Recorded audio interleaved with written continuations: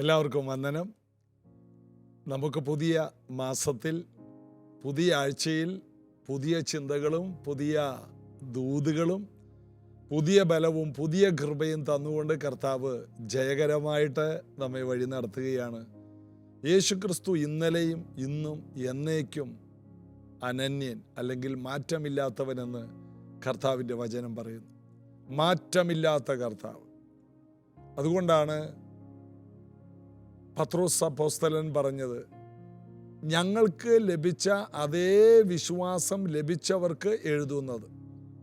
2000 വർഷം കഴിഞ്ഞിട്ടും വിശ്വാസം, അതേ വിശ്വാസം, പത്രോസിനൊക്കെ കർത്താവ് കൊടുത്ത അതേ വിശ്വാസം ലഭിച്ചവരാണ് നാം. വിശ്വാസത്തിന് പഴക്കം വരുന്നില്ല, വിശ്വാസം പ്രായമാകുന്നില്ല, വിശ്വാസം ക്ഷീണിക്കുന്നില്ല. വിശ്വാസത്തിൻ്റെ അളവ് അന്നുപോലെ ഇന്നും ശക്തിയുള്ളതാണ്. അന്ന് മലയുണ്ട്, അതിനെ നീക്കാൻ അന്ന് വിശ്വാസം മതിയായിരുന്നു. ഇന്നും മലകളുണ്ട്, ഇന്നത്തെ വിഷയങ്ങളെ നീക്കുവാൻ മതിയായ വിശ്വാസം ഇന്നുമുണ്ട്. വിശ്വസിക്കുന്നവർ ഒരിക്കലും ലജ്ജിച്ചു പോകില്ല. വിശ്വാസത്താൽ നേടിയെടുക്കാൻ കഴിയാത്തതായിട്ട് ഒന്നുമില്ലെന്നാണ് ബൈബിൾ പറയുന്നത്. വിശ്വസിക്കുന്നവന് സകലതും സാധ്യമാണ്. അതുകൊണ്ട് ഈ ദിവസങ്ങളിൽ കടന്ന് വിശ്വസിക്കുവാൻ കർത്താവിൽ കൂടുതൽ കൂടുതൽ നമുക്ക് ബലപ്പെടാം. ആരുമില്ല, ഞാൻ ഏകനാണ് എന്നൊക്കെ പറയുന്ന അനേകർക്ക് ജീവിതത്തിൽ അടുത്ത അളവിലോട്ട് വളരാൻ കഴിയാതെ അവർ നിരാശയുടെ പടുകുഴിയിൽ ആണ്ടുപോയപ്പോൾ വിശ്വസിക്കുന്ന ചിലർക്കറിയാം, ഞാൻ ഏകനല്ല. ഒരിക്കലും ഒരാൾ പറഞ്ഞത്, എനിക്ക് ഞാനുണ്ട്, അതിനാൽ ഞാൻ ഒറ്റയ്ക്കല്ലെന്ന്. എനിക്ക് ഞാനുണ്ട്. നമുക്ക് അങ്ങനെ സമാധാനിക്കേണ്ട ആവശ്യമൊന്നുമില്ല. എനിക്ക് കർത്താവുണ്ട്, ഞാൻ കർത്താവിലും കർത്താവ് എന്നിലുമാണ്. ഈ ഒരു ബലമാണ് നമ്മുടെ ഏറ്റവും വലിയ ബലം. അതായത് കർത്താവിനോട് പറ്റിച്ചേരുന്നവൻ അവനുമായി ഏക ആത്മാവാണ്. സങ്കീർത്തനങ്ങൾ 91:4 വാക്യം അതിൽ പറയുന്നു, അവൻ എന്നോട് പറ്റിയിരിക്കാൻ ഞാൻ അവനെ വിടുവിക്കും. മോശയോട് യോശുവ പറ്റിച്ചേർന്നിരുന്നു. അതിൻ്റെ റിസൾട്ട് അടുത്ത ശുശ്രൂഷകനായിട്ട് അവൻ മാറി. ഏലിയാവിനോട് ഏലീശ പറ്റിച്ചേർന്നിരുന്നു. അതുകൊണ്ട് ഇരട്ടി പങ്കുള്ളവനായി അടുത്ത അളവിലേക്ക് അവൻ വളർന്നു. എന്നാൽ നാം പറ്റിച്ചേരുന്നത് കർത്താവിനോടാണ്. അതുകൊണ്ട് കർത്താവിനേക്കാളധികം അനുഗ്രഹങ്ങൾ ഈ തലമുറയിൽ കൊടുക്കുവാൻ ദൈവം നമ്മെ ആക്കിയിരിക്കുന്നു. ഞാൻ ചെയ്തതിലും അധികം നിങ്ങൾ ചെയ്യും എന്ന് പറഞ്ഞ കർത്താവിൻ്റെ വാക്കിനെ വിശ്വസിക്കുന്നവരാണോ നമുക്കിനി ഒറ്റപ്പെടലുകളെ, ഇല്ലായ്മകളെ എല്ലാം അതിജീവിക്കാൻ ഈ വചനങ്ങൾ മാത്രം മതി. കർത്താവ് പറഞ്ഞു, നിങ്ങൾ ലോകത്തിൻ്റെ വെളിച്ചമാണ്. നമുക്ക് പ്രകാശിക്കാൻ കഴിയും. വിശ്വാസത്തിൽ, വിശുദ്ധ ജീവിതത്തിൽ, പ്രാർത്ഥനയിൽ എല്ലാം നമുക്ക് പ്രകാശിക്കാൻ കഴിയും. കർത്താവ് നമ്മെ അതിനായിട്ട് വിളിച്ചിരിക്കുന്നു. നമുക്ക് നേരെ അപ്പോസ്തല പ്രവൃത്തിയിലേക്ക് കടന്നു പോകാം. അപ്പോസ്തല പ്രവൃത്തി 8-ാം അധ്യായത്തിൻ്റെ 8-ാം വാക്യം ആരും മറക്കാൻ പാടില്ലാത്ത ഒരു വാക്യമാണ്. അങ്ങനെ ആ പട്ടണത്തിൽ വളരെ സന്തോഷം ഉണ്ടായി. ആ പട്ടണത്തിൽ വളരെ സന്തോഷം ഉണ്ടായി. എങ്ങനെ എന്ന് നമ്മൾ വായിച്ച ഭാഗത്ത് നിന്ന് നമുക്ക് മനസ്സിലായി. ഇതിനു മുമ്പ് ഈ ഭാഗം ശ്രദ്ധിച്ചവർക്ക് അറിയാം. എങ്ങനെ ഒരു ഉപദ്രവം നേരിട്ടു. ആ ഉപദ്രവത്തിൽ കുറേ പേര് ചിതറിപ്പോയി. ചിതറിപ്പോയവർ അവിടെ ഇവിടെ സഞ്ചരിച്ചു. ഫിലിപ്പോസ് ശമരിയ പട്ടണത്തിൽ വന്നു, ക്രിസ്തുവിനെ പ്രസംഗിച്ചു. ഭൂതങ്ങൾ ശരീരങ്ങളിൽ നിന്ന് പലരിൽ നിന്ന് വിട്ടുമാറി. പക്ഷവാതക്കാരും മുടന്തരും സൗഖ്യമായി. അസാധാരണ ദൈവപ്രവൃത്തി കാരണം ജനങ്ങൾ അവനെ ഏക മനസ്സോടെ ശ്രദ്ധിച്ചു. അങ്ങനെ ആ പട്ടണത്തിൽ വളരെ സന്തോഷമുണ്ടായി. സൗഖ്യം മാത്രമല്ല, മുടന്തൻ എഴുന്നേറ്റ് നടന്നത് മാത്രമല്ല, യേശുക്രിസ്തുവിനെ കുറിച്ചുള്ള സത്യവചനം കേട്ടപ്പോൾ ആ പട്ടണത്തിൽ വളരെ സന്തോഷമുണ്ടായി. സൗഖ്യം ഒരു താൽക്കാലിക സന്തോഷമാണ്. വിടുതലുകൾ ഒരു താൽക്കാലിക സന്തോഷമാണ്. എന്നാൽ ഏറ്റവും വലിയ സന്തോഷം രക്ഷയുടെ സന്തോഷമാണ്. ശമരിയ പട്ടണത്തിൽ ചെന്ന് യേശുക്രിസ്തുവിനെ കുറിച്ച് പ്രസംഗിച്ച ഫിലിപ്പോസ് എന്താ പറഞ്ഞത്? യേശുക്രിസ്തുവിൽ വിശ്വസിക്കുന്നവർക്ക് നിത്യജീവനുണ്ട്. യേശുക്രിസ്തു യഹൂദന്മാരുടെ ദൈവമല്ല. യേശുക്രിസ്തു ഏക രക്ഷകനാണ്. ശമരിയക്കാരും മശിഹായെ കാത്തിരുന്നു എന്നുള്ളതിൻ്റെ തെളിവാണ് യോഹന്നാന്റെ സുവിശേഷം 4-ാം അധ്യായത്തിൽ ശമരിയക്കാരി പറയുന്നുണ്ട്, ക്രിസ്തു വരും, അപ്പോൾ സകലതും ഉപദേശിച്ചു തരും. കർത്താവ് അവളോട് പറഞ്ഞു, ആ ക്രിസ്തു ഞാനാണ്. അവളുടെ ഉള്ളം നിറഞ്ഞു. ദാഹത്തിനായി വെള്ളത്തിനായി വന്നവൾ ദാഹം ശമിച്ചവളായി, സമാധാനം നിറഞ്ഞവളായി പട്ടണത്തിൽ ഓടിച്ചെന്നിട്ട് പറഞ്ഞു, ഞാൻ ചെയ്തതൊക്കെ എന്നോട് പറഞ്ഞവനെ വന്നു കാണുക. ജനങ്ങൾ ഓടിക്കൂടി. ശമരിയക്കാർ യേശുവിനെയും കൊണ്ടുപോയി. 2 ദിവസം യേശു ശമരിയയിൽ പാർത്തു. എന്നാൽ യേശു കർത്താവ് ഉയർത്തെഴുന്നേറ്റ ശേഷം ഇതാ ശമരിയയിലേക്ക് ഒരാളെ വിടുകയാണ്, അല്ലെങ്കിൽ പോവുകയാണ്. ശമരിയയിലേക്ക് പോവുക എന്ന് പറഞ്ഞാൽ പോകാൻ പലർക്കും താല്പര്യമില്ല. അമേരിക്കയാണെന്ന് പറഞ്ഞാൽ പോകാൻ ഇഷ്ടമാണ്. അട്ടപ്പാടി എന്ന് പറഞ്ഞാൽ എത്ര പേര് പോകും? ഇതാണ് ശമരിയയുടെ അവസ്ഥ. ശമരിയയിലോട്ട് പോകാനായിട്ട് ആളില്ല. എന്നാൽ ഒരു പ്രതികൂലം ഒരു ഫിലിപ്പോസിനെ ശമരിയയിലെത്തിച്ചു. നമ്മുടെ ജീവിതത്തിൽ സംഭവിക്കുന്നതെല്ലാം എവിടെയൊക്കെയോ നമ്മെ എത്തിക്കുവാനും എന്തൊക്കെയോ നമ്മെ കൊണ്ട് വലിയ കാര്യങ്ങൾ ചെയ്യിക്കാനുമാണ്. ആ ഒരു രീതിയിൽ നമ്മുടെ ജീവിതത്തിൽ അഗ്നിപരിശോധനയിൽ സംഭവിക്കുന്ന അപൂർവ കാര്യങ്ങളെ ഈ നിലയിൽ കാണുമെങ്കിൽ നമ്മൾ ഒരിക്കലും നിരാശപ്പെടില്ല. നിരാശയെ നിരാശപ്പെടുത്തുവാൻ കഴിവുള്ളവരാണ് നാം. ഒന്നുകൂടി പറയാം, നിരാശകളെ നിരാശപ്പെടുത്തുവാൻ ശക്തിയുള്ളവർ. നിരാശയുടെ ജോലി നമ്മെ തകർത്ത് കളയുക, ഉറക്കമില്ലായ്മ, ഭക്ഷണം കഴിക്കാത്തവരാക്കി, തകർച്ചയുള്ളവരാക്കി, പരാജിതരാക്കി ആത്മഹത്യയിൽ എത്തിക്കുക എന്നുള്ളതാണ് നിരാശ നമ്മെ കൊണ്ട് ചെയ്യിക്കാൻ ആഗ്രഹിക്കുന്നത്. എന്നാൽ നിരാശയെ നിരാശപ്പെടുത്തിക്കൊണ്ട് ഞാൻ നിരാശപ്പെടില്ല, എല്ലാം എൻ്റെ ദൈവം എനിക്ക് നന്മയാക്കും എന്നുള്ള ഉറപ്പുള്ള ഒരു വിശ്വാസി, ആ വിശ്വാസിയെ കീഴ്പ്പെടുത്തുവാനോ തകർക്കുവാനോ ആർക്കും സാധ്യമല്ല. നിങ്ങളൊരു വിജയിയാണ്. നിങ്ങളെ തോൽപ്പിക്കാൻ ലോകത്ത് ആർക്കും കഴിയില്ല. എന്തുകൊണ്ടാണ് ഞാനത് പറഞ്ഞത്? യേശുവിനെ സ്വീകരിച്ചവർ ഈ ഭൂമിയിൽ ഏറ്റവും വലിയ ജയാളിയാണ്. കാരണം ക്രിസ്തുവിനോട് ചേർന്നു, യേശുവുമായി ഒന്നാണ്. ആ വ്യക്തിക്ക് യേശുവിനെ സ്വീകരിച്ച അന്നു മുതൽ ജയം മാത്രമേ ഉള്ളൂ. യേശുവില്ലാത്ത ജീവിതം നരകമാണ്. എന്നാൽ യേശു കൂടെയുണ്ടെങ്കിൽ നരകം പോലും സ്വർഗമാണ്. ഈ പട്ടണത്തിൽ വളരെ സന്തോഷം ഉണ്ടായത് എങ്ങനെയാണ്? അവർ യേശുവിനെ സ്വീകരിച്ചു. രക്ഷയുടെ സന്തോഷം. ഫിലിപ്പോസ് ചെയ്ത വലിയ അത്ഭുതങ്ങളുണ്ട്. അതെല്ലാം യേശുവിനെ ശ്രദ്ധിക്കാനുള്ള മുഖാന്തിരങ്ങൾ മാത്രമായിരുന്നു. ആ പട്ടണത്തിൽ എല്ലാവരും മുടന്തന്മാരല്ലല്ലോ, എല്ലാവരും അശുദ്ധാത്മാക്കൾ ബാധിച്ചവരല്ലല്ലോ. ഒരു 10,000 പേരുണ്ടെങ്കിൽ അതിനകത്ത് ഒരു 100 പേർ ഈ തരത്തിലുള്ളവരായിരിക്കും. ബാക്കിയുള്ളവർക്ക് എന്താ ഉള്ളത്? പട്ടണത്തിൽ എങ്ങനെ സന്തോഷമുണ്ടാകും? രക്ഷയുടെ സന്തോഷം.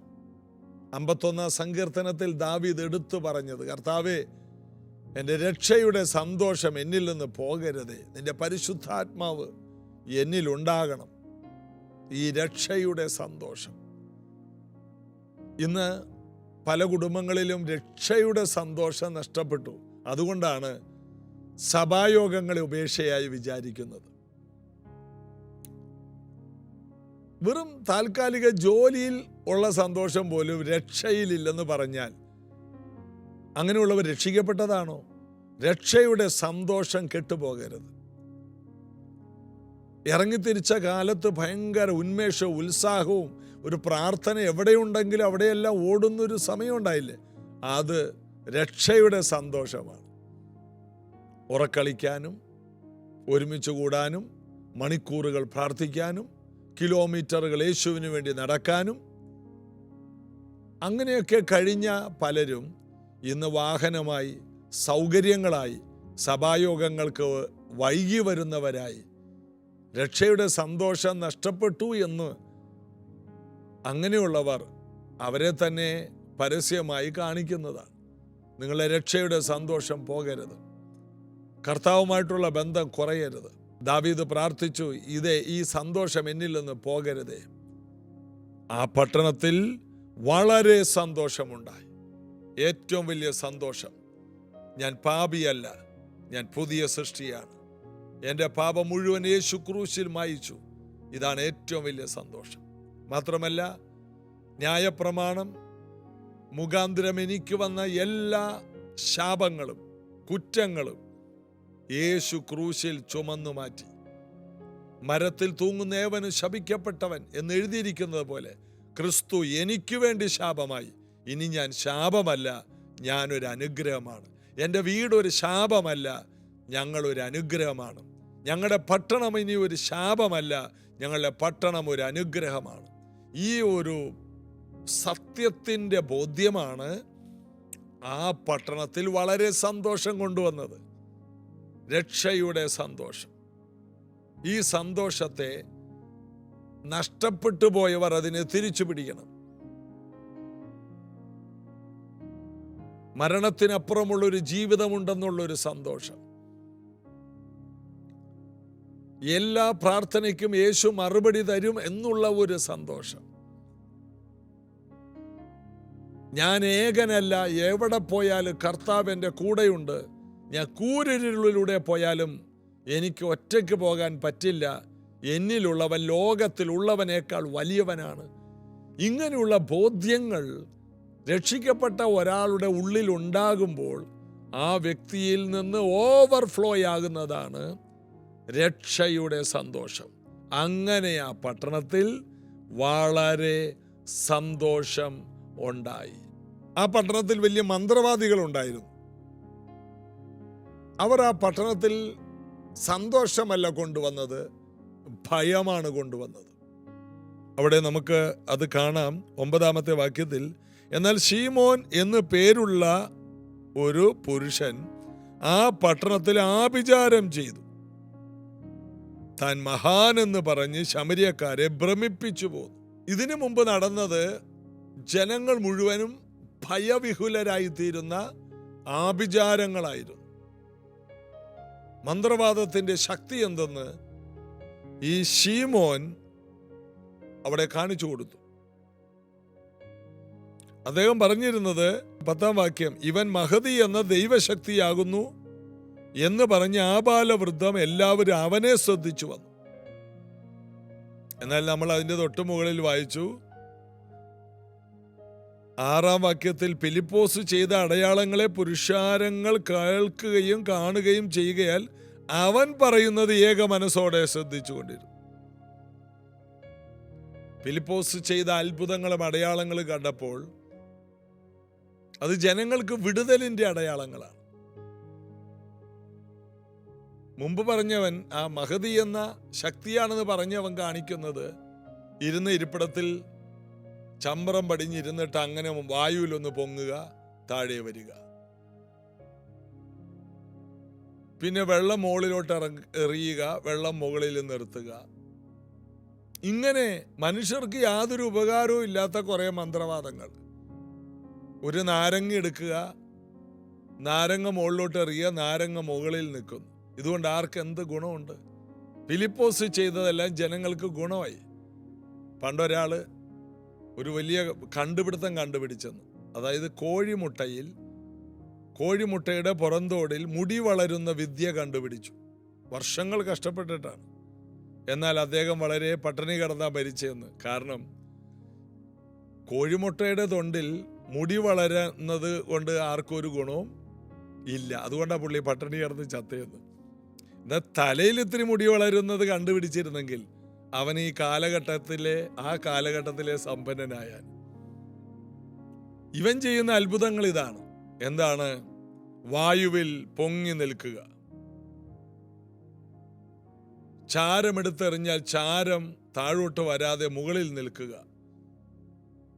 ഇങ്ങനെയുള്ള കുറെ കാര്യങ്ങൾ കാണിച്ച് ജനങ്ങളെ ഭയവിഹുലരാക്കിയിരിക്കുന്ന സമയത്താണ് ഫിലിപ്പോസ് അങ്ങോട്ട് ചെല്ലുന്നത്. അവൻ അവിടെ ചെന്നപ്പോൾ പേടിച്ച് തകർന്നൊക്കെ ഇരിക്കുന്ന ജനങ്ങളിലേക്ക് ഒരു സമാധാനത്തിന്റെ കാറ്റ് വീശുകയാണ്. അവിടെ കിടന്നിരുന്ന രോഗികളെ എല്ലാം സൗഖ്യമാക്കി എഴുന്നേൽപ്പിക്കുകയാണ്. ഭൂതമുള്ളവർ, ബന്ധനമുള്ളവർ, ശാപമുള്ളവർ, ബ്ലീഡിംഗ് ഉള്ള സ്ത്രീകളെല്ലാം സൗഖ്യമാകുകയാണ്. യൂട്രസ് കംപ്ലൈന്റുകൾ മാറുകയാണ്. അസ്ഥി സംബന്ധമായ രോഗങ്ങൾ സൗഖ്യമാകുന്നു. കണ്ണിന്റെ കാഴ്ച തിരിച്ചു കിട്ടുന്നു, കേൾവി തിരിച്ചു കിട്ടുന്നു. അസാധാരണമായ ദൈവപ്രവർത്തികൾ. എന്നാൽ ഒരു കാര്യം അറിയാമോ? ഫിലിപ്പോസ് ഇതൊന്നും ഇതിനു മുമ്പ് ചെയ്തതാണോ? അല്ല. ഫിലിപ്പോസിനെ ഏൽപ്പിച്ച ശുശ്രൂഷ എന്ന് പറയുന്നത് മേശമേലുള്ള ശുശ്രൂഷയാണ്. യെരുശലേമിലായിരുന്നപ്പോൾ ഇതൊന്നും ചെയ്യേണ്ട ആവശ്യമില്ല. ഇതൊക്കെ ചെയ്യാനായിട്ട് അവിടെ മൂപ്പന്മാരുണ്ട്. അപ്പോൾ അവരുള്ളപ്പോൾ അതിൻ്റെ ആവശ്യമില്ല. എന്നാൽ ശമരിയിൽ മൂപ്പനില്ല, മൂപ്പത്തിയുമില്ല. ശമരിയിൽ ആകെ ഫിലിപ്പോസ് മാത്രമേ ഉള്ളൂ. ഒറ്റപ്പെടലിൻ്റെ സാഹചര്യങ്ങളിൽ അസാധാരണമായ കൃപകളെല്ലാം പുറത്തേക്ക് വരികയാണ്. ഇതുപോലെ നിങ്ങളുടെ ജീവിതത്തിൽ വരുന്ന ഒറ്റപ്പെടലുകളും നിങ്ങളുടെ ജീവിതത്തിൽ ഉണ്ടാകുന്ന സംഘർഷങ്ങളും എല്ലാം നിങ്ങളിൽ ഉള്ള ശുശ്രൂഷയെ പുറത്തെടുക്കുന്ന സീസണാണെന്ന് ഓരോ വ്യക്തികളും ഇന്ന് മനസ്സിലാക്കണം. നിങ്ങളുടെ സമയമായി എന്നുള്ളതിൻ്റെ തെളിവാണ് ആയിരുന്ന സ്ഥലത്ത് നിന്ന് മാറിപ്പോകേണ്ടി വന്നത്. വർഷങ്ങൾ ചെയ്തിരുന്ന ജോലിയിൽ നിന്ന് വെളിയിൽ പോകേണ്ടി വന്നു. കമ്പനിയിൽ നിന്ന് പറഞ്ഞു വിട്ടു.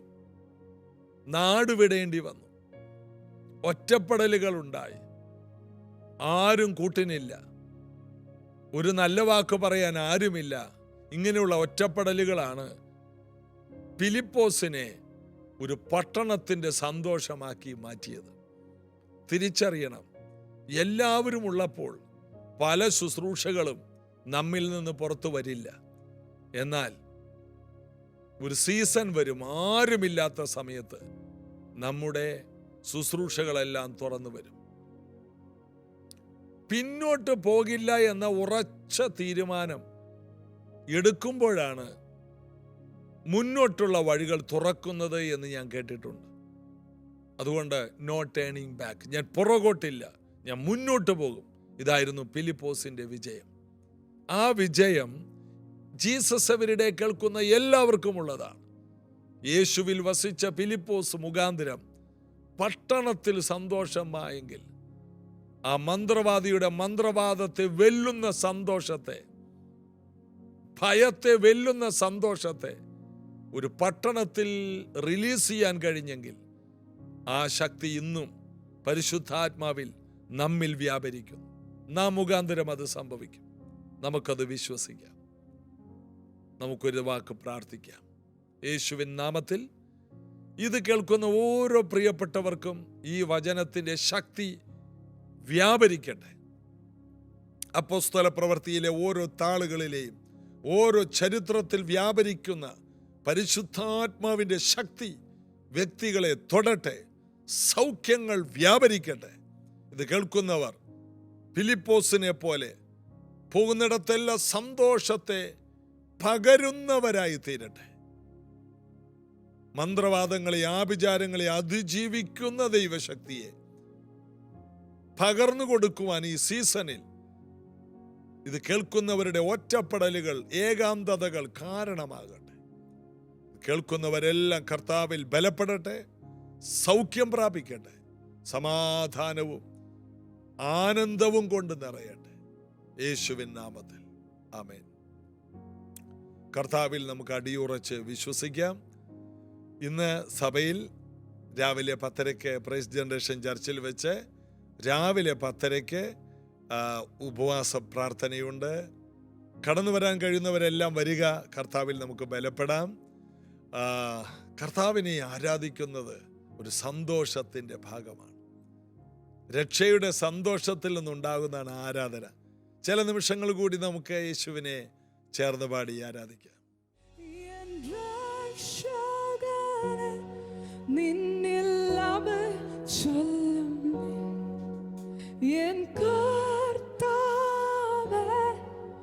നീ മാത്രമാശ്രയം എൻ രക്ഷകനെ, നിന്നിൽ അഭയം ചൊല്ലുന്നു എൻ കർത്താവേ, നീ മാത്രമാശ്രയം. കർത്താവേ, ഞങ്ങൾ അങ്ങിൽ അഭയം ചൊല്ലുന്നു. കർത്താവ്, ഞങ്ങൾക്ക് പലതും കഴിയത്തില്ല, ഞങ്ങൾക്കൊന്നും കഴിയത്തില്ല. എത്ര പേർ കർത്താവിനോടൊന്ന് പറയും, ഞങ്ങൾക്കൊന്നും കഴിയില്ല അപ്പാ, ഞങ്ങൾ അങ്ങിൽ അഭയം ചൊല്ലുന്നു. പലതും ഞങ്ങൾ ചെയ്തു, ഞങ്ങൾക്ക് കഴിഞ്ഞില്ല. എന്നാൽ ഞങ്ങളുടെ മുഴുവാശ്രയം ഞങ്ങൾക്ക് ശ്വസിക്കണമെങ്കിൽ അങ്ങയുടെ കൃപ വേണം, ഞങ്ങൾക്ക് ചലിക്കണമെങ്കിൽ അങ്ങയുടെ കൃപ വേണം, ഞങ്ങൾക്ക് ഒരു വിരൽ അനക്കണമെങ്കിൽ അങ്ങയുടെ കൃപ വേണം. കർത്താവേ, ഞങ്ങളുടെ ഹൃദയത്തെ തുറന്നു തരുന്നപ്പ, ഹൃദയത്തിൻ വാതിൽ തുറക്കാം യേശുവേ, വാ ജീവനാഥനായ എന്നുള്ളത്തിൽ യേശുവേ, ഹൃദയത്തെ ഒന്ന് തുറന്നു കൊടുത്തു. ഹൃദയത്തിൻ വാതിൽ തുറക്കാം യേശുവേ, വാ ജീവനാഥനായ എന്നുള്ളത്തിൽ യേശുവേ, വാ എൻ രക്ഷകനെ, എൻ രക്ഷകനെ, നിന്നിൽ അഭയം ചൊല്ലുന്നേ എൻ കർത്താവേ, നീ മാത്രമാശ്രയം എൻ രക്ഷകനെ, നിന്നിൽ അഭയം ചൊല്ലുന്നേ എൻ കർത്താവേ, നീ മാത്രമാശ്രയം.